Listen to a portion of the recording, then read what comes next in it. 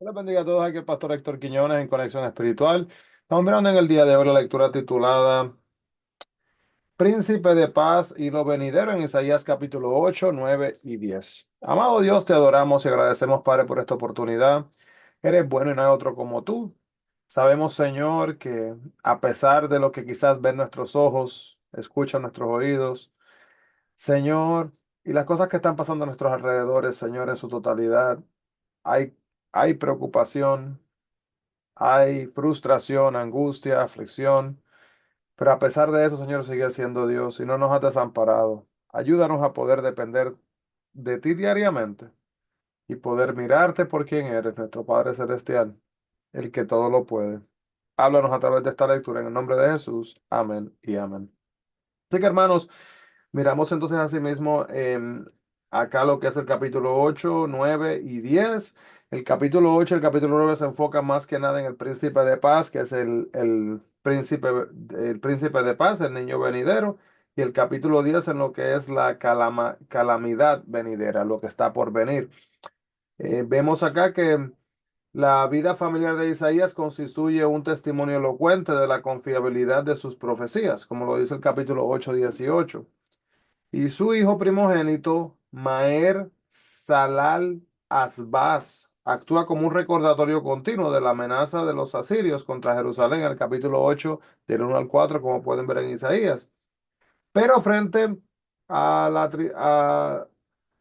lo que es la tribulación y las tinieblas de angustia, como dice el capítulo 8, 22, Isaías entonces proclama una nota de esperanza. El pueblo que andaba en tinieblas vio gran luz, como dice el capítulo 9:2.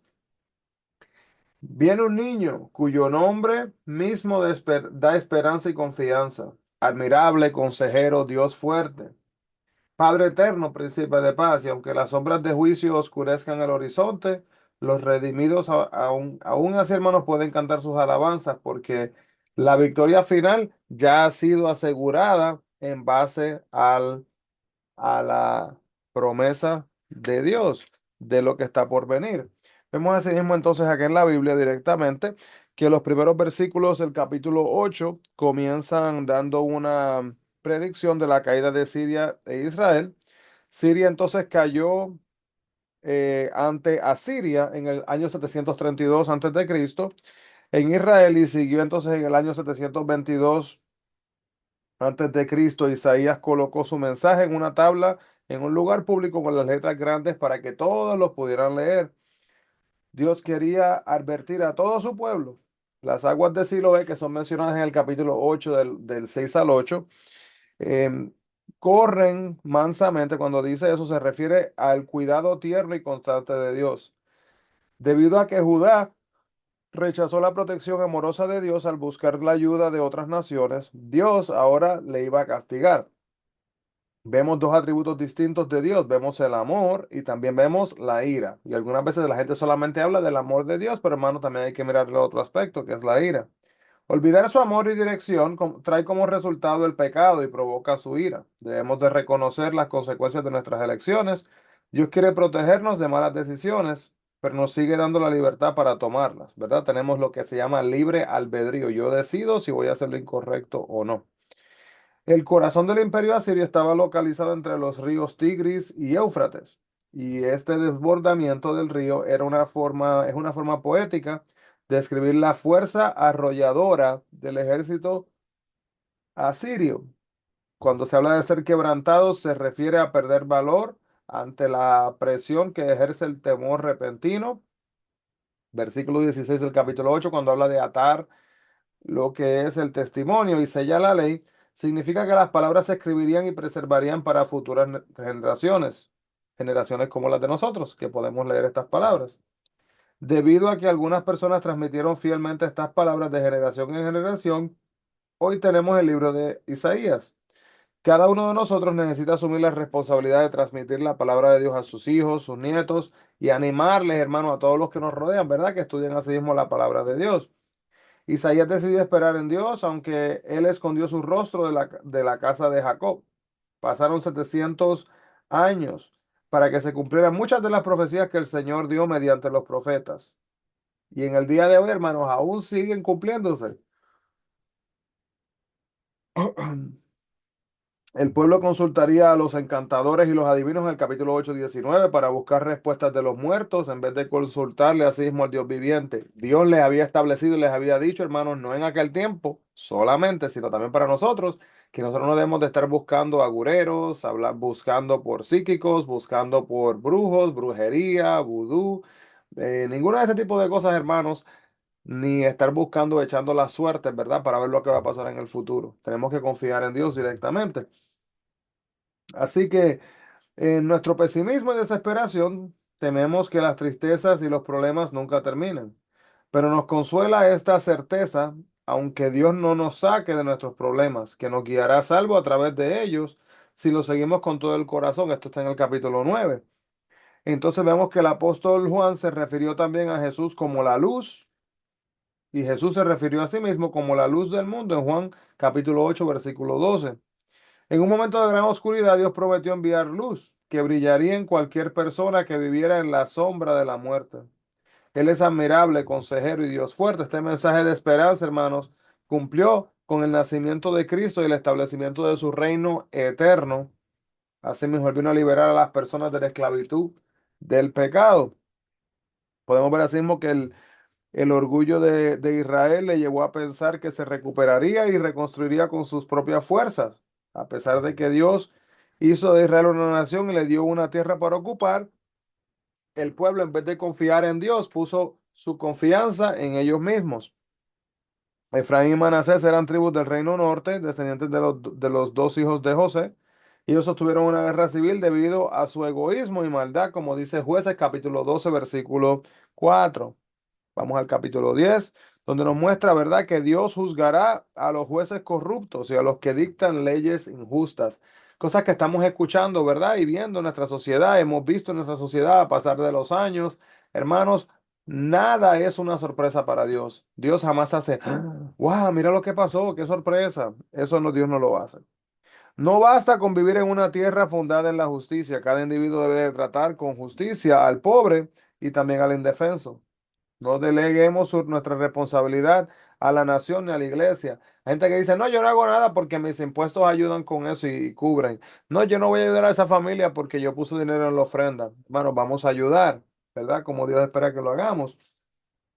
A pesar de que Asiria em, no sabía, ¿verdad? Que era gran parte así mismo del plan de Dios, él la usó para juzgar a su pueblo. Dios lleva a cabo sus planes en la historia, a pesar de la gente de las naciones que los rechazan. Dios va a obrar. Cuando se menciona Calno, Carquemis, Amat, Arfat y Samaria y Damasco fueron ciudades que Asiria conquistó. Y con la seguridad de grandes victorias que ensancharían su imperio, el rey de Asiria dio su arrogante discurso en el capítulo 10 versículo 9. Entonces Samaria y Jerusalén tenían tantos ídolos que eran impotentes ante la máquina militar asiria. Solo el Dios del universo, hermanos, podía derrotar a Asiria, pero no sin antes utilizar a sí mismo a los asirios para sus propósitos. Entonces, capítulo 10 versículo 12. Pronto se cumplió entonces la profecía sobre el juicio asimismo de los asirios. El ángel de Jehová mató a 185,000 soldados asirios en el capítulo 37, versículo 36 y 37. Más tarde el imperio asirio cayó ante Babilonia para nunca volverse a levantar como potencia mundial. Ningún instrumento ni herramienta, hermanos, lleva a cabo su propósito, ¿verdad? Sin una gran fuerza. Hace falta esa fuerza que esté por detrás de ellos. Los asirios fueron instrumentos en las manos de Dios, pero fracasaron en reconocerlo. Y cuando una herramienta se envanece por tener más poder que el que la usa, está en peligro. Bueno, nunca vamos a poder, ¿verdad?, tener más autoridad, más poder, más capacidad y habilidad que nuestro creador, que fue el que nos creó, el que nos hizo de la nada. Es lo que es la creación, ¿verdad? Aparecimos de la nada. No es que había aquí y allá, no, él creó todo, todo, todo para así poder hacernos como lo que somos en el día de hoy.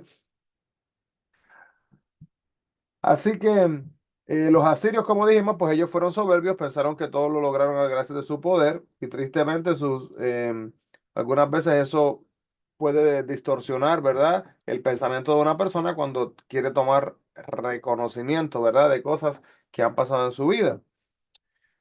La caída de Asiria aconteció en el 612 a.C. con la destrucción de Nínive y la ciudad capital, y Asiria fue el instrumento que Dios usó para castigar a Israel, pero también le juzgaría por su maldad. Luego que el ejército de Asiria fue destruido, un grupo pequeño del pueblo de Dios dejaría entonces de depender de Asiria y comenzaría a confiar en Dios. Y este remanente, hermanos, era solamente una fracción. ¿Qué nos recuerda esto? Que, hermanos, se pueden ir personas, pero usted y yo tenemos la habilidad de decidir, yo me voy a quedar sirviendo a sí mismo a Dios. A los que permanecieron fieles a Dios a pesar de los horrores de la invasión, se les llama el remanente. La clave para ser parte del remanente es simple, hermanos. Una palabra de dos letras y es la fe. Y el orden en que se nombraron las ciudades en el capítulo 10 del 28 al 34 nos da una idea aproximada de la ruta que tomarían los asirios en su invasión contra Judá en el 701 antes de Cristo. Ellos iban a partir de Ahat, que tal vez es el lugar conocido como Ai, en la frontera del norte con Nob, a solo 3 kilómetros de Jerusalén. Amado Dios, te agradecemos, Padre, por esta palabra y por este recordatorio, Señor, que solamente porque te hemos reconocido como Dios no significa, Padre, que no tenemos una responsabilidad de mantenernos conectados contigo.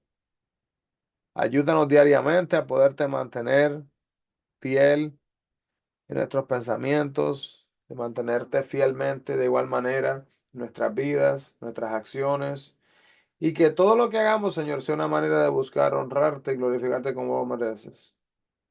Pido, Padre, Señor, así mismo que guíes a cada hermano y a cada hermana, suple cada necesidad.